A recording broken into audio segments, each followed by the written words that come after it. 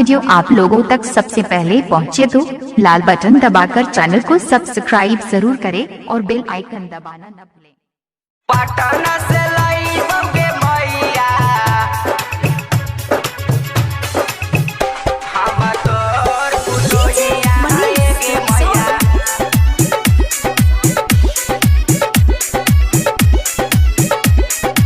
Alex music studio बोध गया।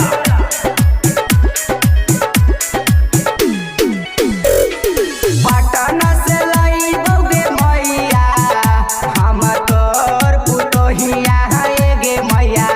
हम तोर पुतोहिया पटना से लाई बगे मैया हम तोर पुतोहिया गे मैया।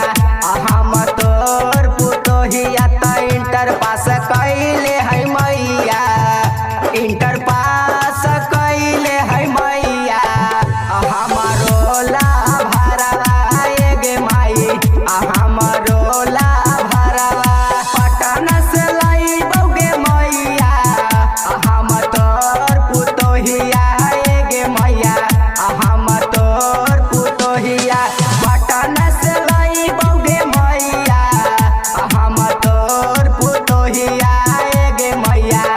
हम तोर पुतोहिया त इंटर पास कैले हौ मैया।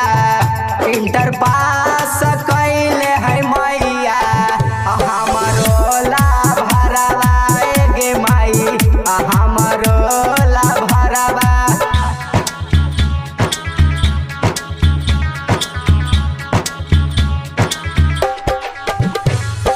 DJ Manish Rexon.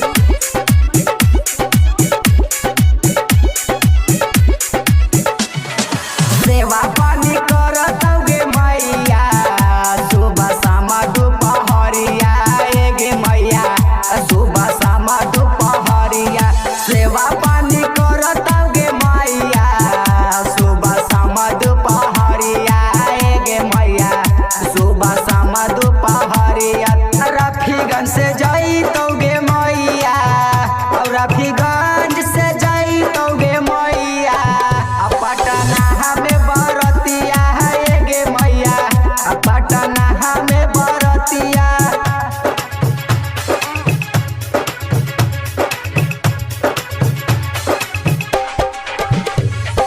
DJ Manish